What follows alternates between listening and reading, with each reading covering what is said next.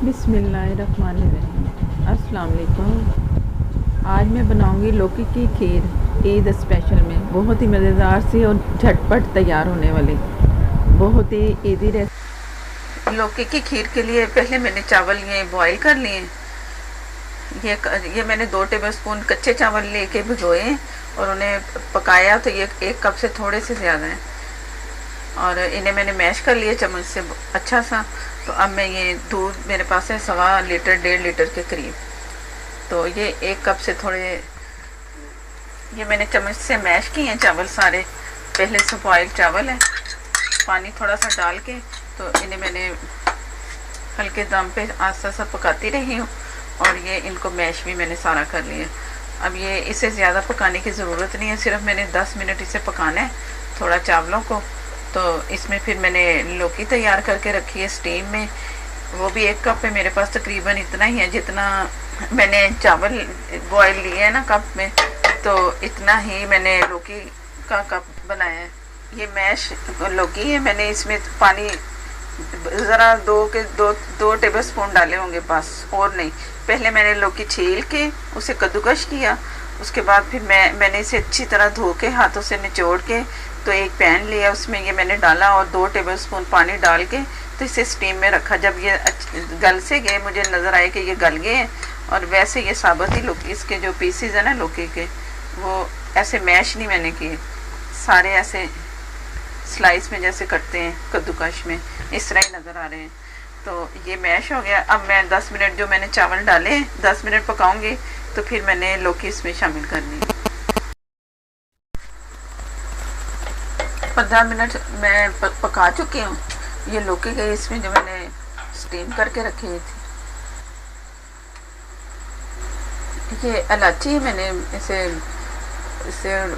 जो कुंडी डंडे वाला डंडा होता है उससे मैंने थोड़ा सा क्रश किया, तो 4 से 5 अदद, और थोड़ा सा नारियल, ये इसमें कुछ बादाम है, मेवा, या आप अपनी मर्ज़ी से ड्राई फ्रूट जो भी डालना है वो डाल सकते हो। ये चीनी 1/3 कप चीनी भी आप अपनी मर्ज़ी से इसमें डालो, जितनी आपको चाहिए कि कितनी ये होनी चाहिए।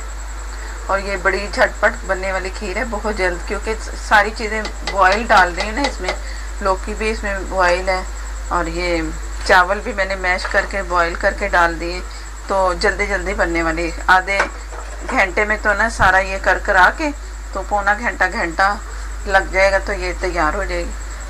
ये मैंने कॉर्न से लिया, सॉरी, कस्टर्ड पाउडर, वनीला, आप कोई और कर सकते हैं लेकिन वनीला सही रहता है।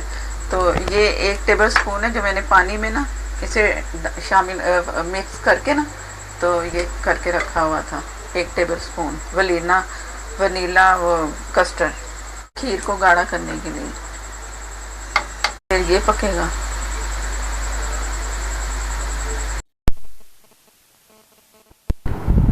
ये मेरे पास है एक ब्रेड, जिसको मैंने छोटे छोटे पीसेस में हाथों से मैश कर लिए। ये भी खीर में जाएगा, जो कि खीर में इसका खोए का इफेक्ट देगा। बहुत मज़ा आता है इसका भी, और लगता ही नहीं कि ये डबल रोटी है। ये भी ज़रूर इसमें शामिल कीजिएगा। तो डबल रोटी का एक स्लाइस है, किनारे मैंने हटा के तो इसे काट दिए।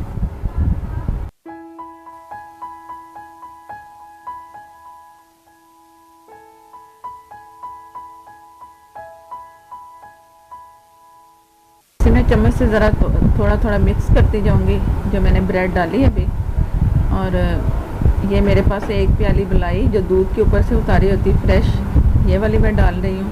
आप अगर दूसरी पैकेट वाली डालोगे तो वो आपकी मर्ज़ी, लेकिन इससे बहुत अच्छा जायका आता है। ये भी इसमें गया, मिक्स किया।